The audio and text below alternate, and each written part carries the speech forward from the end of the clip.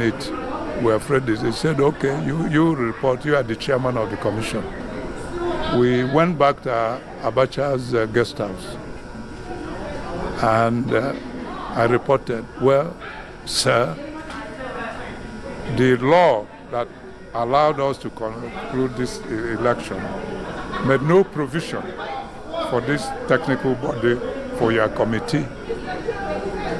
You should allow us to conclude the result with that of Taraba and announce it. Or you call in Abiola and negotiate with him. He shouted on me, who are you to tell us what to do? You are not a member of National Defense and Security Council.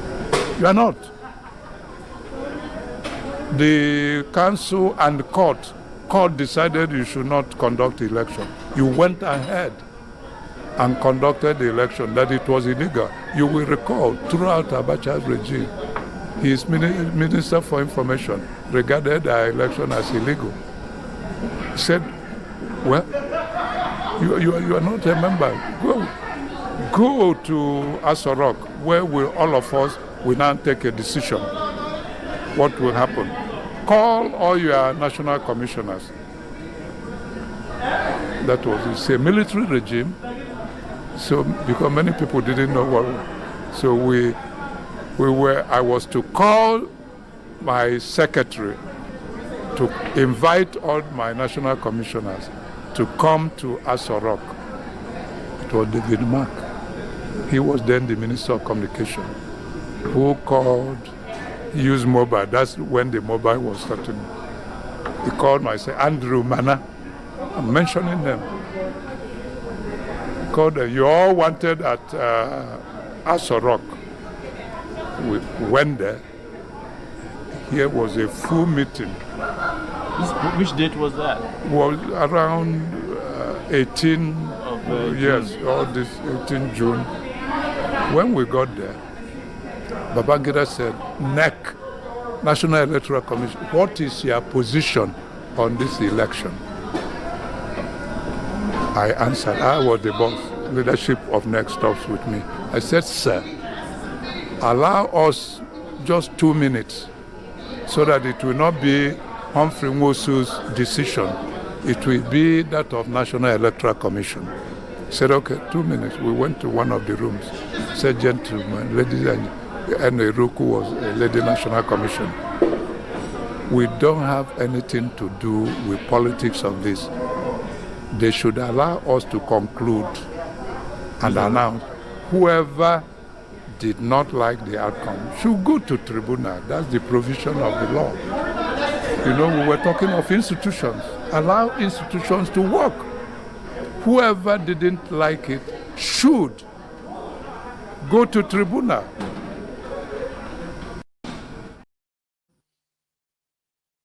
Humphrey Nwosu is dead now, though. So that was, one detailed interview. I still have more. I just thought I should put that in between because of the rhetoric of Oshiomhole,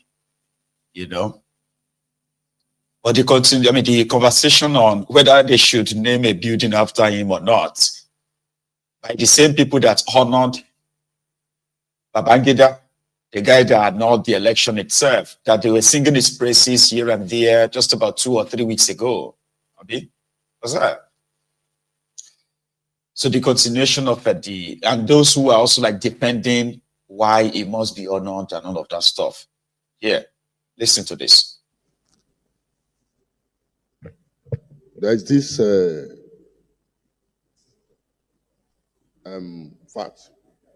In whatsoever we do, one day we are going to live here, we are going to leave the world, and we are going to be remembered by what we have done. If you do well, posterity will remember you for good.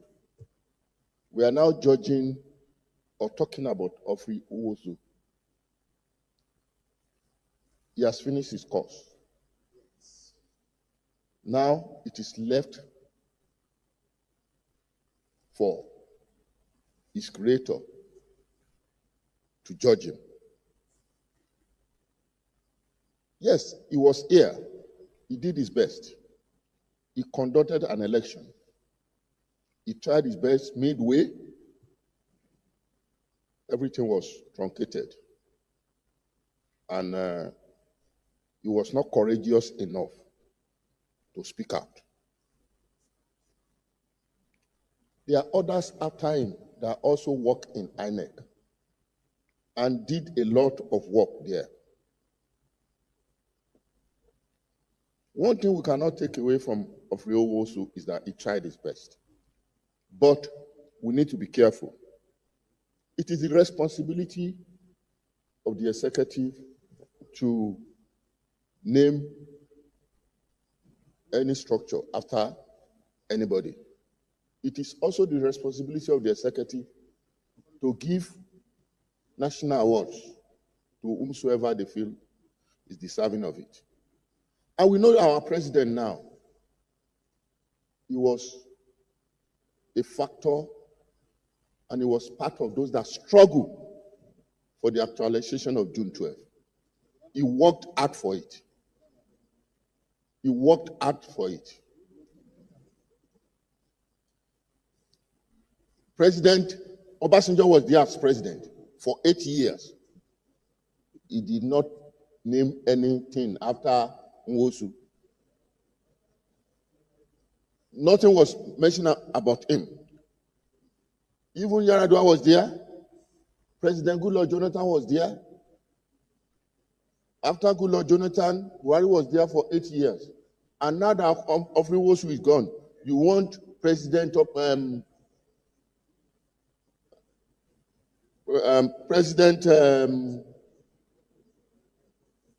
Tinubu to name structures after Nwosu.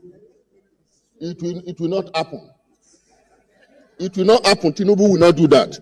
So we don't need to force him to do anything like that. So let's just limit ourselves with what we can manage here. We rise up, say a 1 minute silence for him. That is over. That is over. Let's not go beyond what we can control. That is what I will say here. Thank you. Thank you, Mr. President. My name is Engineer Patrick C. Ndubueze. I represent the good people of Imo North. Mr. President and my fellow colleagues, to a very good extent, I'm involved to know what happened and have the history. And I will tell you, but for those who, no, don't go to being young. Maybe I'm elder to some people on this issue. For those who are saying he didn't announce the result, he was under military dictatorship. I'm coming. Now, when you are given a signal not to announce results, not to release the results, and he quickly released all the results within his reach immediately. That one. And because of that, they foresaw his courage going ahead to announce the result and sent to whisk him out. Now, where do you expect him to announce the result? Is it when he is already in the hands of the military? Was there any television there or radio station where he would take to announce the results? Two, somebody has acknowledged that he annulled the June 12th election. How else do you want? Again, if not that he released such results, how would you have known that that Abiola won the election? Another side of it, who asked Abiola to come and take over and hand over to him? Again, the vice presidential candidate left the mandate to go and accept ministerial appointment under the military. But he was recognized. Last year we were there in a colloquium and he was recognized. I want to say, it is good that we put primordial sentiments apart. Recognize, look, Humphrey Nwosu gave us the best method of conducting election in this country. that if we follow suit, we will not have issues. Humphrey is a master in electoral issues. I cannot see the reason that someone will wake up to say, oh, he had no result. How? The person who had no result has accepted and apologized. And we accept the apology of this, our general, our former president. Why are we going back to heap it on a person, a saint, somebody who should call a saint on electoral matters in Nigeria, somebody who conducted the best election in this country that have been adjudged, no election that have been conducted that can equal what he did. It is, I am saying, please, we should give honor to whom honor is due. Thank you very much. Thank you. I have a problem. I represent Enugu. And please, two minutes so that others will speak. Two minutes. Mr. President, I'll be faster. I want to actually remind us that whether we speak for or against, Humphrey Nwosu will be buried tomorrow. I also want to remind us that just recently, the former president, Ibrahim Babangida, held an event lately, which everybody, even several people here attended, including the current president of the country. And everybody came up, because he's alive, to speak good of him. If Humphrey Nwosu was doing a colloquium today, Nigerians will still go the same way they lined up to speak good of IBB. And I also want to remind us that Humphrey Nwosu was the chairman during a military regime. There was no way he would have announced a result with a gun placed on his head. Mr. President, even anybody who wants to be Anthony, who wants to say I'm going to refer to Julius Caesar, friends, Roman countrymen have come to bury Caesar, not to praise him, which is what Senator Ashimole can take up.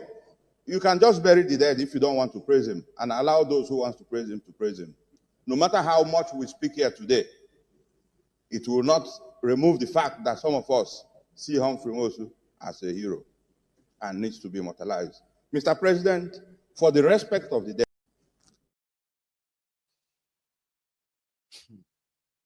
I don't know if you can understand what these whole exchanges tells you about the contraption yet. I will help you. Babangida, right? An Hausa northerner,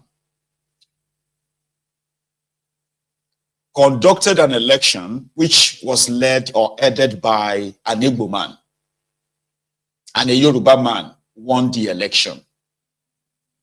They were releasing the results.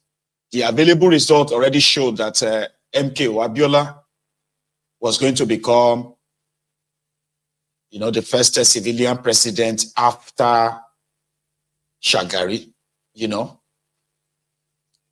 Then Abacha, a Kanuri Hausa also as well, a northerner, who was in the National Security Team or whatever it is, Supreme Council of the military at the time, was averse to a civilian rule. Therefore, they started the process of sabotaging the electoral process. First, they tried to stop the election from happening. But an Igbo man that led the election commission insisted that the election would hold. And indeed, the election held. So the man was announcing results when the Abacha and their gang got a hold of him. Plus the other, you hear the part, plus the part where the Nigerian court actually issued and gave a judgment or court order to stop the announcement. And then after that, this Igbo man was removed as the next chairman. And the rest of the country went into a very long time campaign against the campaign of terror of Abacha. People lost their lives, including the winner, who was a Yoruba man. So fast forward to a year or so after that, a Yoruba man was made the president of Nigeria in what was then believed to be an arrangement to compensate the Yorubas for their loss. You know? And the guy is behind the annulment of the election. Remember, they are Hausa, Kanuri, Fulani, and the rest of them from northern Nigeria. Those who had the power to actually, like, the person who actually announced the annulment. But fast forward it to 25 years after, the people who became victims of the annulment, they are now friends. Supposedly victims, so they are now friends with the person that annulled the election. They are happy to be his pal. They go to him all the time for political endorsement whenever they are running for political offices. Then again, like I said, 26 years or so later in that same democracy, your Nigerian senators, APC senators, are personally reminding us that annulment of the election is unforgivable, even though the person that annulled it is their boss today. They all go to him to prostrate and that stuff for his endorsements. But they blame the Igbo man for not being courageous enough to declare Abiola winner, even if they were to kill him or what have you. It doesn't matter. He should have. We are angry with him. That is, we can, but they are not happy. I mean, so they are not angry with Babangida. You getting it, right? Okay, here is the other part of that conversation. Maybe you will get it. And if you don't get it, forget about it. The vote, please. Mr. President. You want to speak? Okay. Distinguished colleagues, I am Senator Dr. Titus Statengizam. I represent Benue Northwest Senatorial District.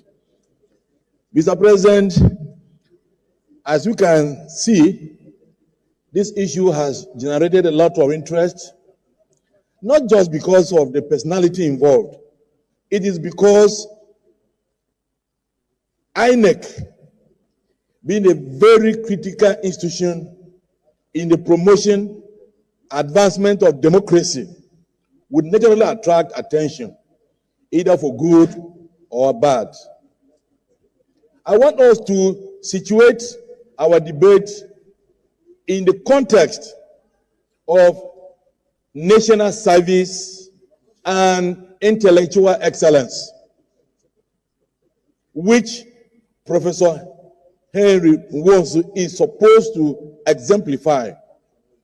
Nwosu was a professor of political science, someone who by training was supposed to deliver excellent election to Nigeria.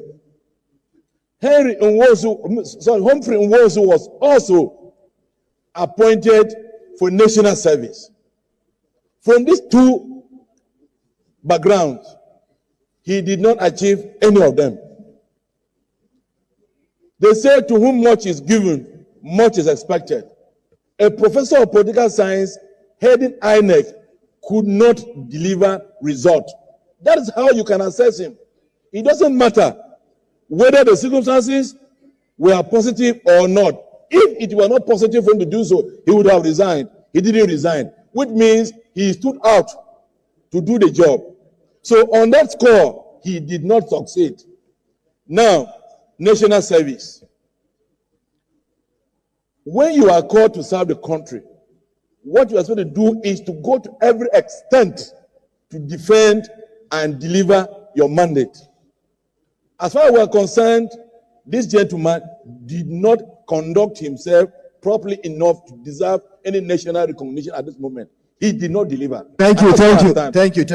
My colleagues. See, that's why he's speaking like that.